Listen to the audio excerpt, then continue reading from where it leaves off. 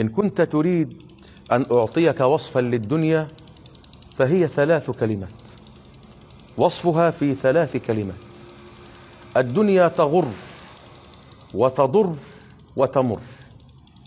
الدنيا تغر وتضر وتمر. يعني إيه؟ الدنيا تغر، قال الله عز وجل: فلا تغرنكم الحياة الدنيا، دنيا وما فيها من متاع، كما قال العبد المؤمن: وقال الذي آمن يا قوم اتبعون أهدكم سبيل الرشاد. يا قوم إنما هذه الحياة الدنيا متاع وإن الآخرة هي دار القرار. وقال جل جلاله: فلا تغرنكم الحياة الدنيا. بتغر الواحد. ولذلك قال الله: إنا جعلنا ما على الأرض زينة لها لنبلوهم، أي لنختبرهم أيهم أحسن عملا. طب واللي في الدنيا كله ما في الدنيا: وإنا لجاعلون ما عليها صعيدا جرزا. هيخلص كل ده في يوم، في لحظة. حتى إذا أخذت الأرض زخرفها وزينت وظن أهلها أنهم قادرون عليها أتاها أمرنا ليلا أو نهارا فجعلناها حصيدا كأن لم تغن بالأمس. إذن الدنيا تغر، فإذا غرت أضرت. كيف تضر؟ بل تؤثرون الحياة الدنيا. أهو تضر بقى، تضر حالك مع الآخرة. بل تؤثرون الحياة الدنيا والآخرة خير وأبقى. لما يغر الإنسان بالدنيا يركن إليها، فإذا ركن إليها ألهت ونسي لقاء الله، نسي أنه سيقف بين يدي الله، فتضر، فتجده مقصرا في حال آخرته مقبلا على الغرور. فلا تغرنكم الحياة الدنيا ولا يغرنكم بالله الغرور. والدنيا تضر تعاملك مع الله، يضر، وتعاملك مع نفسك يضر، وتعاملك مع الناس يضر إذا اغتررت بالدنيا. فاحذر من أن تغتر بها. ربك لما أراد أن يصفها قال: المال والبنون زينة الحياة الدنيا، خلاص، والباقيات الصالحات خير عند ربك ثوابا. طب قبل هذا قال: واضرب لهم مثل الحياة الدنيا. ايه المثل؟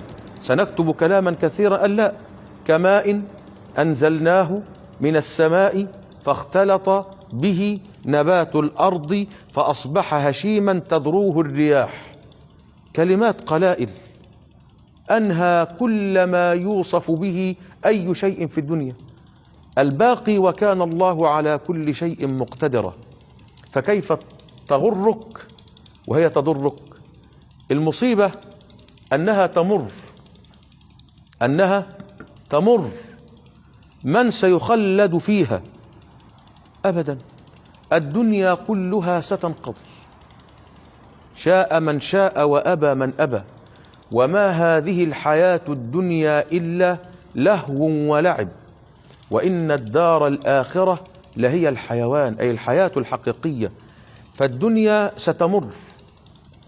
نوح عليه السلام كم بقي في قومه؟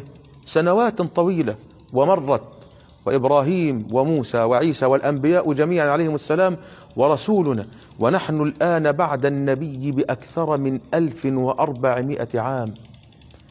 إذا مر يوم عليك فإنك قد اقتربت من لقاء الله، لأنها تمر شئت أم أبيت. الله الذي خلقكم من ضعف، دي بدايتك. وهنا يبدأ بقى القوة، ثم جعل من بعد ضعف قوة، ثم جعل من بعد قوة ضعفا وشيبة، فتمر تمر خلاص. كم ستعيش في هذه الدنيا؟ 60 عاما.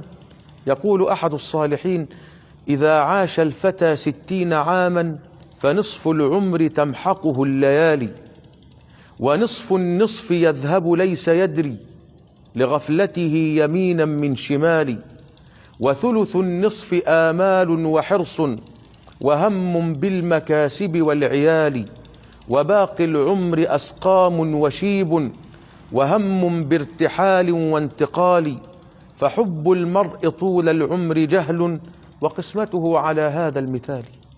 60 سنة خلصت، ما عادش بقى منها حاجة.